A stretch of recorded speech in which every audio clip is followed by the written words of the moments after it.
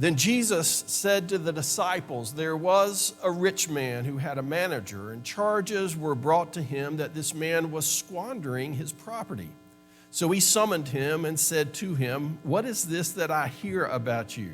Give me an accounting of your management, because you cannot be my manager any longer. Then the manager said to himself, what will I do now that my master is taking the position away from me? I am not strong enough to dig, and I am ashamed to beg. I have decided what to do so that when I am dismissed as manager, people may welcome me into their homes. So summoning his master's debtors one by one, he asked the first, how much do you owe my master? He answered, 100 jugs of olive oil. He said to him, take your bill, sit down quickly, and make it 50. Then he asked another, how much do you owe? And he replied, 100 containers of wheat. He said to him, take your bill and make it 80. And his master commended the dishonest manager because he had acted shrewdly. For the children of this age are more shrewd in dealing with their own generation than are the children of light. And I tell you, make friends for yourself by means of dishonest wealth, so that when it is gone, they may welcome you into the eternal homes. Whoever is faithful in very little is faithful also in much, and whoever is dishonest in a very little is dishonest also in much. If then you have not been faithful with the dishonest wealth, who will entrust you to the true riches? And if you have not been faithful with what belongs to another, who will give you what is their own? No slave can serve two masters, for a slave will either hate the one and love the other, or be devoted to the one and despise the other. You cannot serve God and wealth. May God bless the reading and the hearing of this word, and may we hear in it a word that is to us and that is for us on this day. That was a weird story I just read, wasn't it? Scholars and commentators often describe this parable as the strangest and most difficult to interpret of all of Jesus' parables. These difficult to interpret passages like this one, they can be challenging, they can even be frustrating, but we can find some freedom in our interpretive efforts if we will just resist the temptation to find the one right reading. That's a common mistake made by people like me, as well as students of the Bible like you. We imagine that every passage has one particular meaning, and that our task in wrestling with that passage and interpreting that passage is to find the one true meaning and make sure we avoid all the other meanings. My belief is that we are better served if we allow the Bible to be a living and breathing document which speaks to us in its own way. And if we do so, we might find that we'll read one text one way one day and then come back to it a year later and we'll see something else. And the beauty in that, the glory in that, is that sometimes after reading something for all of our lives, we stumble upon something new that we hadn't seen before. Now, with this passage, there are a number of different directions that we could take in search of the one true meaning, or even any meaning at all. But let's start by just establishing how weird this story really is. I don't want to sound judgmental. This is going to sound judgmental, but I strongly suspect that not all of you were listening when I read this story this morning. And I say that because when I looked back up, what I should have been seeing were people shaking their heads and, doing this like, what is our pastor reading and where did he find it? Well, the answer is I found it in Luke's gospel. And if I had one of those Bibles that put the words of Jesus in red, those sorts, well, most of the words I read were in red. So let's take just a moment to firmly establish the strangeness of the story by paraphrasing it. And here it goes. There was a rich guy who employed a manager to manage his properties. And his properties, I believe, we are meant to assume are vast. A rumor has made its way back to the rich guy that the manager or steward, it's another word for him and his role, wasn't doing a very good job of managing his properties. So the rich guy calls the incompetent manager into his office and says, the gig is up. You go ahead and look it up in the original Greek, and that is exactly what it says. The gig is up. Well, maybe not, but he says the equivalent of the gig is up, and asks for an accounting of the management and announces an end to his management gig. There was, however, we don't know why, some lapse between when this announcement was made and when he had to turn in his keys and clean out his desk. And it gave the manager time to consider his plight, and he did. If nothing else, the manager doesn't lack self-awareness because he seems to know himself very well. He acknowledges first that he's a white-collar sort of dude. He has neither the proclivity nor the physical stamina to do manual labor. And beyond that, he's too proud to beg, so he's got a problem. In the midst of all this introspection, he hatches a plan which revolves around ingratiating himself to his master's debtors so that they might take him into their homes when he gets kicked off the palatial estate. It's a devious but somewhat simple plan. He goes to one debtor who owes his master 100 jugs of olive oil, takes the bill, tears it up, and said, let's call it 50 and go on with our day. With another, the manager discovers that he owes his master 100 containers of wheat. Wow, that's a lot of wheat. Let's call it 80, he says. Well, this goes on for a while, and it's very pleasing to the debtors. None of that's really strange. It's even predictable. The story starts getting strange when Jesus describes the reaction of the rich guy, who we would likely imagine would be whatever the Greek word is for ticked off. That, however, is far from the case. Instead of a reprimand before booting him out of the office, the rich man commends the manager for his shrewd action. And though we don't know this for certain, if we're optimistic about the manager, he might have even been allowed to retain his position because of his shrewdness. But the really, really weird part of all this is that Jesus, through the character of the rich man, also commends the dishonest manager and his shrewd behavior. Whew. Well, after taking all this weirdness, putting it in a pile, we are left to figure out what it is supposed to mean to us here, today, in our world.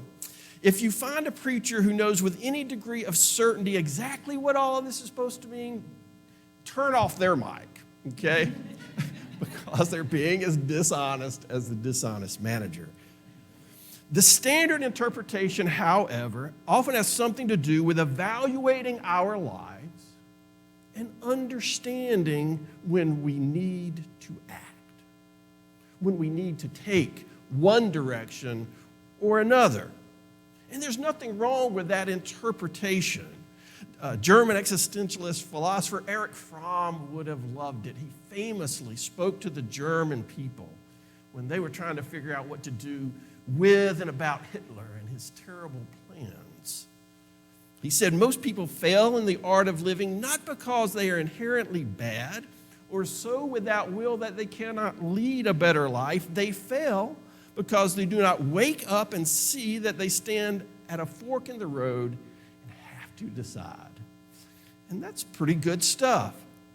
And while he would have appreciated the parable of the dishonest manager seen in this light, I'm going to ask us this morning to see it in a different light. And I need to give credit to Sarah Dillon Brewer, one of my favorite New Testament commentators. Give her some credit for this new direction that I had not thought of before. Here's a quote from her commentary on Luke 16, and I want you to be certain to hear this. So here's the big question that I haven't seen commentators in print ask, she said.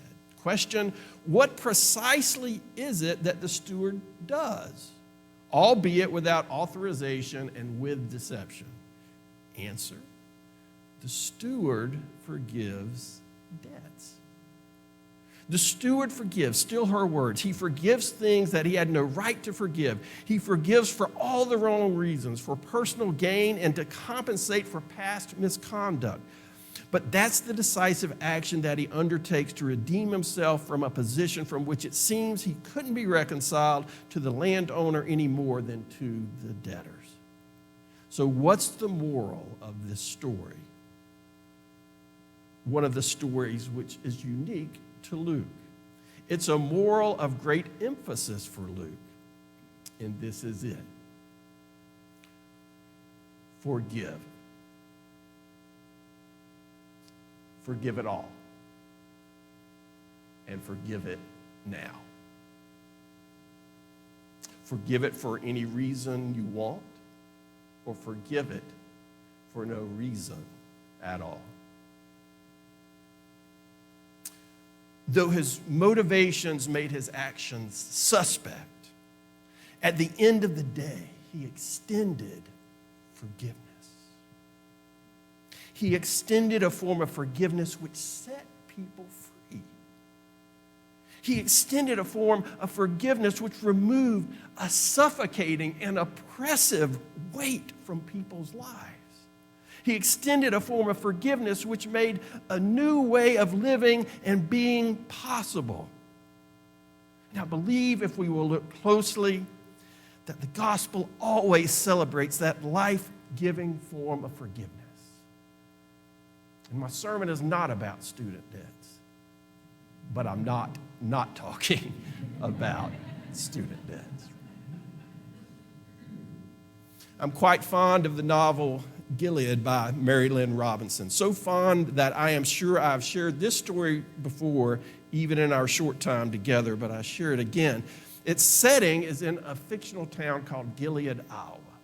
And the book takes the form of a long letter written by a Congregationalist pastor named John Ames. He wants to leave something behind. This writing is in the form of a diary. He's leaving something behind for his 7-year-old son because he is sick and knows that he won't be alive to see his son grow up. And so he wants to leave this behind for his son. His best friend is an aged Presbyterian pastor named John Bolton, or Robert Bolton, rather. Robert Bolton, Reverend Bolton, has several children, most of them wildly successful, most of them happy in life, and most of them bring great joy to their father. But there is one exception. There is his son, Jack. Jack's a classic prodigal. He's broken his father's heart again and again, brought embarrassment to the family. Perhaps you've heard the saying that no parent can be any happier than their least happy child. Such was the case for Reverend Bolton. The father is pained by the breach in their relationship, but he's not been able to do anything that would bring reconciliation. And in the following passage from the book, John Ames expresses his hope for Reverend Bolton and his estranged son.